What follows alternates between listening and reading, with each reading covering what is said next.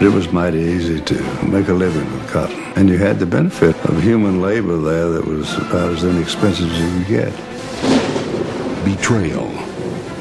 Although he does not admit it, he had to know right then his father had betrayed him. Had betrayed him personally. And fear. First come, first served with the whites. Blacks, they were at the end of the line. All thrown together by a deadly force of nature. Fatal Flood. Tonight on American Experience.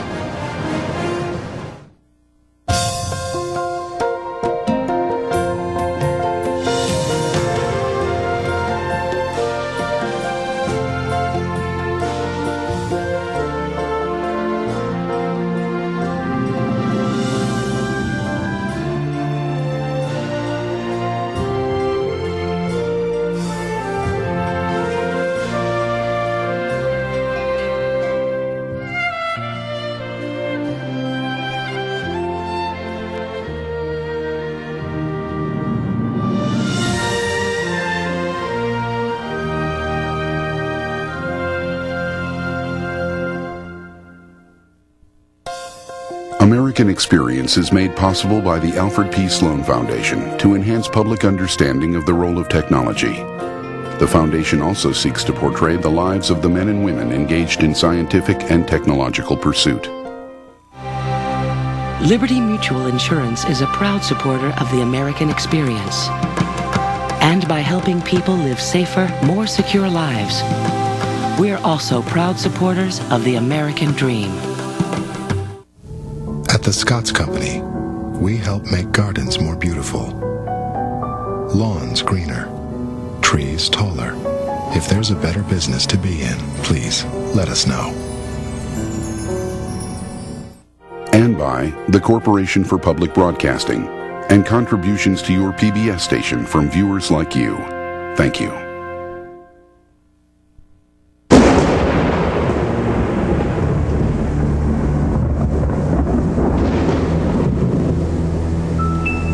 Well, the winter of 27, it started raining early in the year that year. January, February. Rain seemed like every day. It rained and rained and rained and rained some more. It just looked like it would never stop.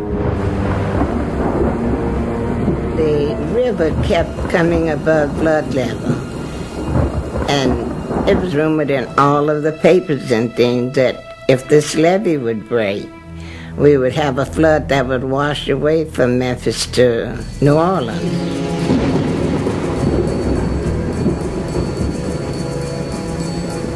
On April 15th, 1927, Good Friday, as another violent storm battered Greenville, Mississippi, a party was held in one of the town's finest homes. As the rain intensified, guests were drawn to the windows. Just beyond their view, the Mississippi River was rising to unprecedented heights. A burst of thunder shook the house and the party fell silent. All eyes turned to one man, Leroy Percy. The former senator was one of the most powerful planters in the Mississippi Delta. Senator Percy, one woman asked, will the levees hold? Percy gathered a group of men and rushed to the levee protecting Greenville from the river. The levee was holding, but barely. Staring at the angry water, Percy could see that an epic battle was looming, pitting man against nature. What he couldn't see was that a human storm was also approaching. One that would pit money against honor, black man against white, even father against son.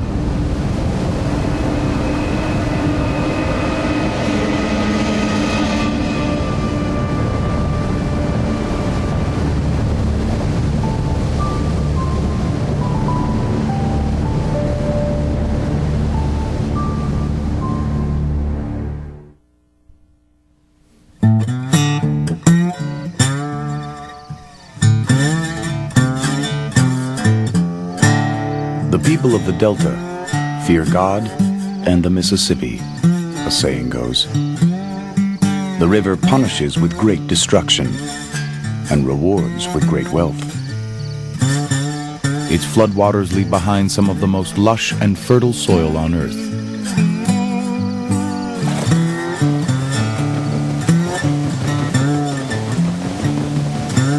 For half a century after the Civil War, Delta planters had been richly rewarded by the river.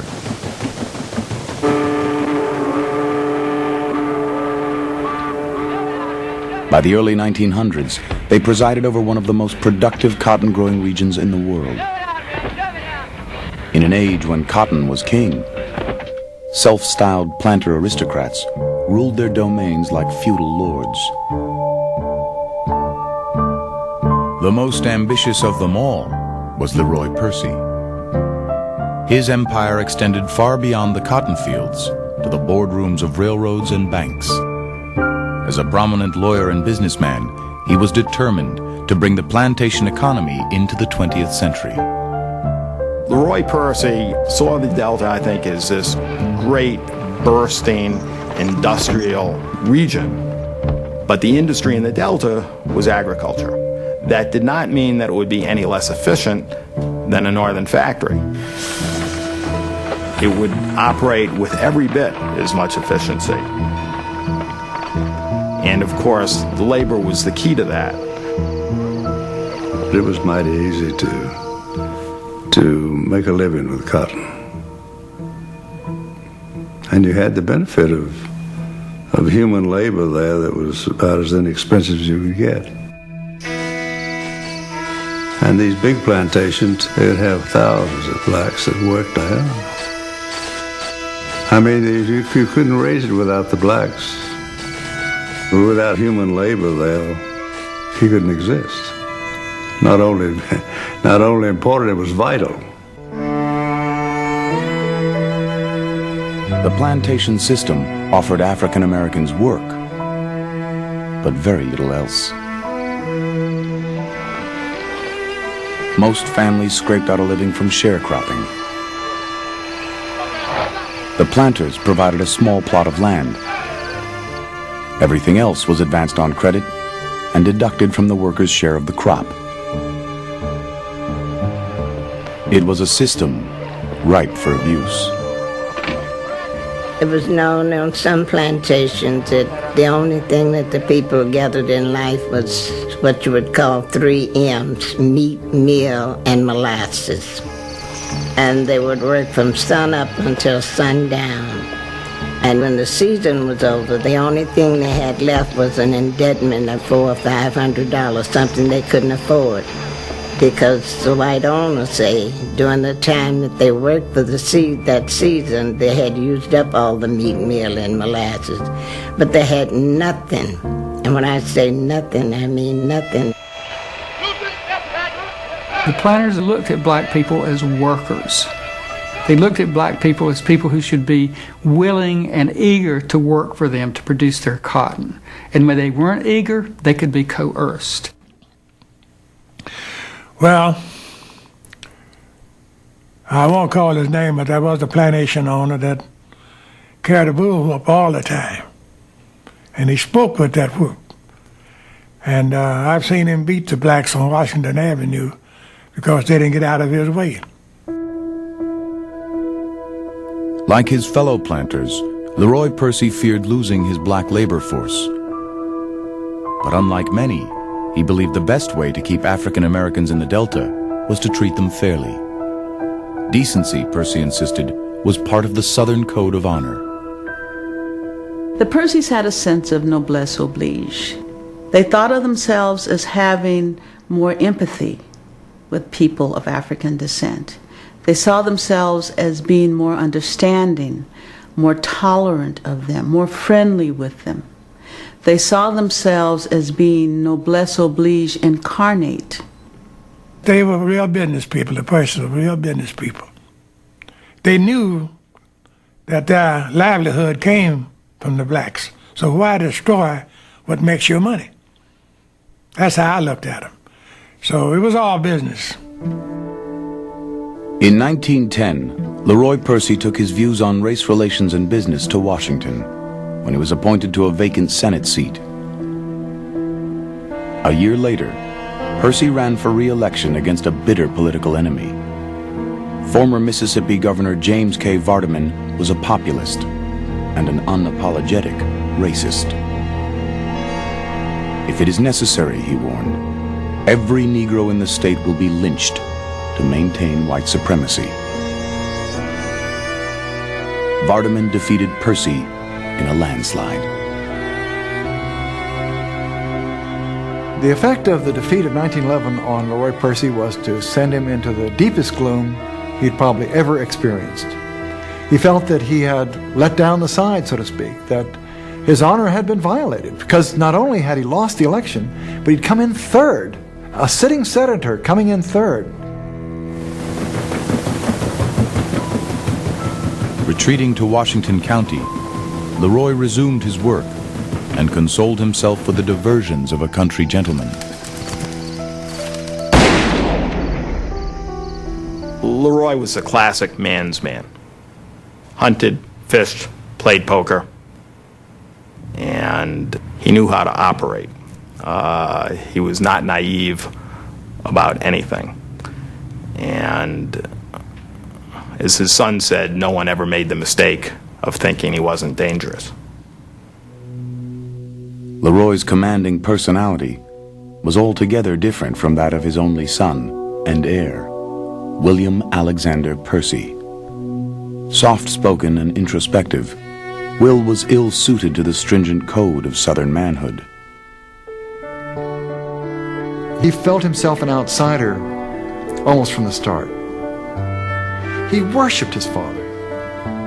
He thought he was the grandest man and the most heroic that one could possibly have. At the same time, he thought, I'll never be like him, and I should. It's my duty as a Percy to be as much like my father as possible. But he couldn't. It wasn't in his nature. He was smaller physically. He saw no pleasure whatsoever in hunting or fishing. Would never go on these trips. Even as a young boy, he wouldn't go with his father. He was a poet. And he was gay. Will had tried to live up to his father's expectations.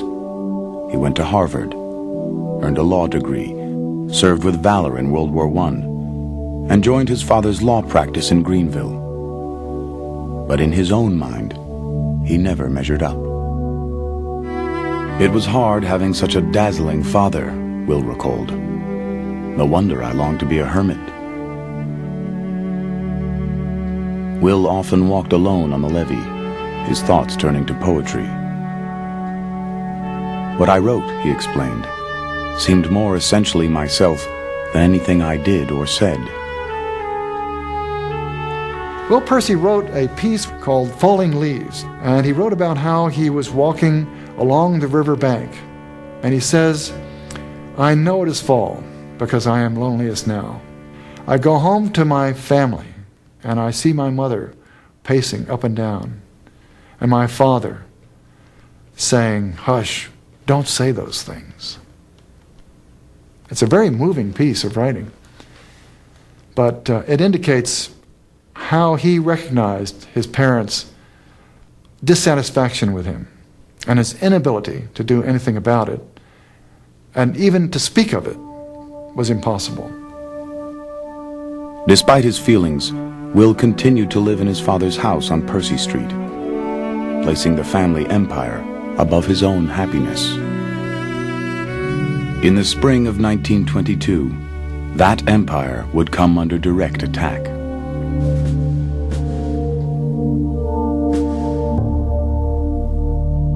The Ku Klux Klan was gaining ground throughout the country. Klan supporters dominated the state governments of Colorado and Indiana. They helped elect the governors of a dozen states. By the 1920s, the Klan had swept over the Mississippi Hill Country and several counties in the Delta. They now challenged Leroy Percy in his own domain. Percy despised the Klan. They attacked those closest to him. His wife was a Catholic, his business partner a Jew.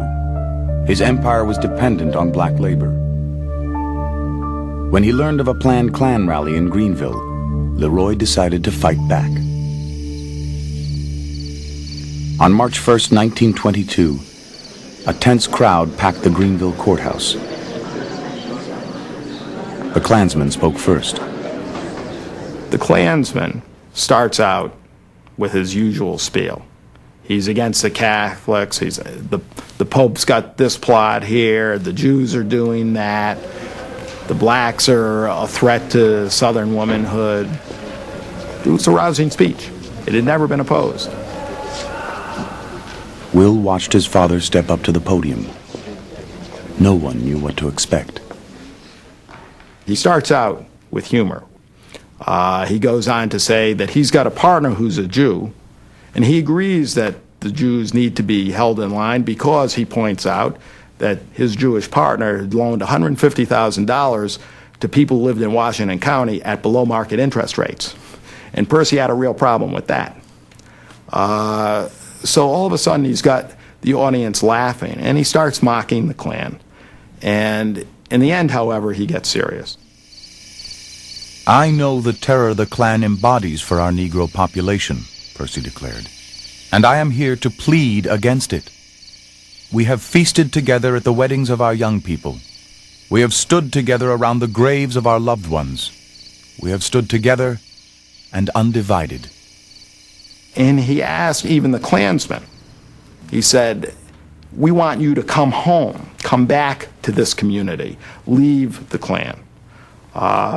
It was just a tremendous speech. At the close of Father's speech, Will wrote, the crowd went wild, shouting and cheering. That evening, they passed a resolution condemning the Klan. This didn't happen anywhere else in the South. That the leadership of a rural community would stand up and confront and defeat the Ku Klux Klan at that period is unprecedented. Our town was saved, Will wrote. Righteousness had prevailed. Leroy's victory had brought the Percys closer together, uniting them with a sense of honor and purpose. But the Mississippi River would soon threaten Greenville and test the bond between father and son.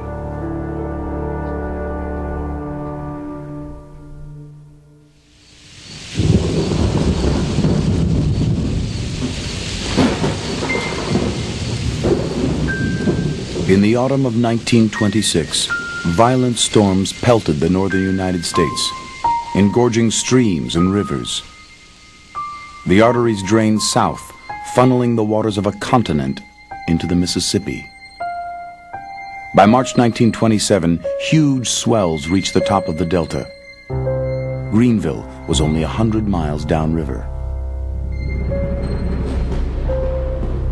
Just imagine a forest that's more than a mile wide, maybe 100 feet deep, and it's moving at 9 miles an hour. Think of what's behind that. Clearly, it's something to be feared. I mean, it's the greatest geological force in the United States. It was a force the Army Corps of Engineers thought it could control.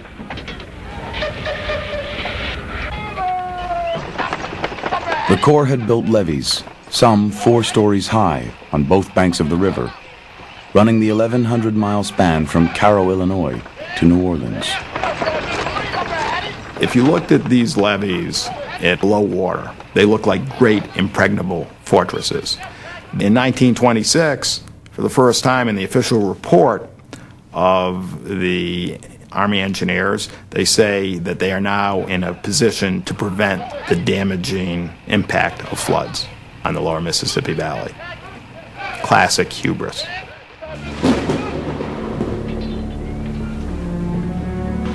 April brought record downpours. By the middle of the month, the first government-built levee crumbled in Dorena, Missouri. The surge of water pushed south, bursting more levees, flooding more than 1 million acres of land and leaving 50,000 people homeless. The Delta was next. So here comes this crest down the river at such a volume that some rivers are actually backing up because the Mississippi is so full of water that, for example, the Arkansas River, it starts flowing backward because the Mississippi is so high, it pushes it back. So that's the kind of water we're talking about, this enormous amount of water coming down the river. When that river gets to the top of the levee and is lapping over, it is guarded. Arkansas people guard the levee against Mississippi people. Mississippi people guard the levee against the Arkansas people. Afraid somebody will blow the levee and turn the water loose on the other side. If I blow your side of the levee, you're going to get washed off the face of the earth, and I'm going to stay dry.